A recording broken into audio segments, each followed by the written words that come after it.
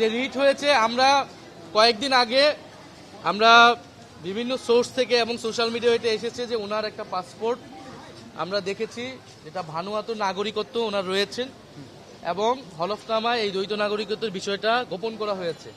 এবং বাংলাদেশের সংবিধান অনুযায়ী দ্বৈত নাগরিকত্ব থাকলে তিনি সংসদ সদস্য পদে প্রতিদ্বন্দ্বিতা করতে পারবেন না। এবং যেহেতু ইলেকশন কমিশনের যে সময়টা ছিল আপিল করার, সেটার পরে আমরা এই তথ্যটা পেয়েছি, ফলে কোর্টে যাওয়া ছাড়া এটা উপায় ছিল না। ফলে এই এলাকার একজন শুধু প্রার্থী না, এই এলাকার একজন নাগরিক হিসেবে, এলাকার একজন ভোটার হিসেবে আমরা সংবিধান লঙ্ঘন করতেছে বা আইন লঙ্ঘন করতেছে এরকম একজনকে আমরা আসলে মনে করি না এই এলাকা তিনি জনপ্রতিনিধিত্ব করতে পারবেন।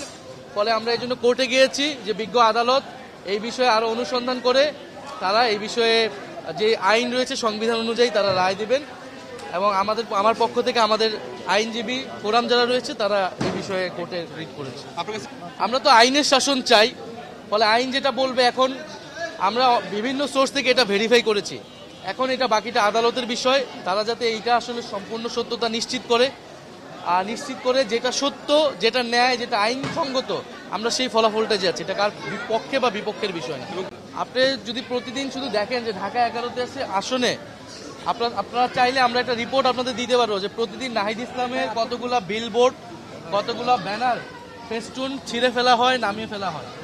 আমরা এই রিপোর্টটা দেখলেই, এবং কর্মীদেরকে নানা ধরনের হুমকি দেওয়া, যারা আমাদের সমর্থক রয়েছে তাদেরকে প্রত্যক্ষ পরোক্ষকে হুমকি দেওয়া, ফলে এটা দেখলেই বোঝা যায় যে নাহিদ ইসলামের আসনে যদি এই অবস্থা হয় তাহলে সারা বাংলাদেশের আসনগুলোতে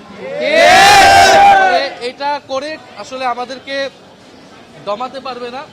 মানুষজন এটাতে আরো ক্ষুব্ধ হচ্ছে এবং মানুষজন আমাদের পক্ষে আরো বেশি নামতেছে, এবং মানুষজন আসলে এই ধরনের কোনো ভয়ভীতি তোয়াক্কা না করে 12ই ফেব্রুয়ারি ভোট কেন্দ্রে আসবে, এবং ইনশাল্লাহ 11 দলীয় জোট এবং শাপলাকলের এইখানে বিপুল ভোটে আমরা এখানে আমাদের পক্ষে আমরা ফলাফল পাবো। নিরাপত্তাজনিত সংখ্যার আমাদের তো শেরপুরে আমাদের এক ভাইকে হত্যা করা হয়েছে, ফলে এখানে তো নির্বাচনে আবারও লাশের রাজনীতি শুরু করেছে আমাদের যারা প্রতিদ্বন্দ্বী রয়েছে। মানুষকে হত্যা করে লাশের উপর দিয়ে তারা নির্বাচনে জয়ী হতে যাচ্ছে। সেই আগের আমলে, আওয়ামী আমলে আমরা যা যা দেখেছি তার সবকিছুই কিন্তু আবার দেখতেছি আমরা ফিরে আসতে, এবং 12ই ফেব্রুয়ারি যে ভোট কেন্দ্র দখল যে হবে না তারও আসলে কোনো নিশ্চয়তা আমরা পাচ্ছি। ফলে সেইটা আসলে চেষ্টা করেও লাভ হবে না, কারণ আমরা এবার ঐক্যবদ্ধ আছি।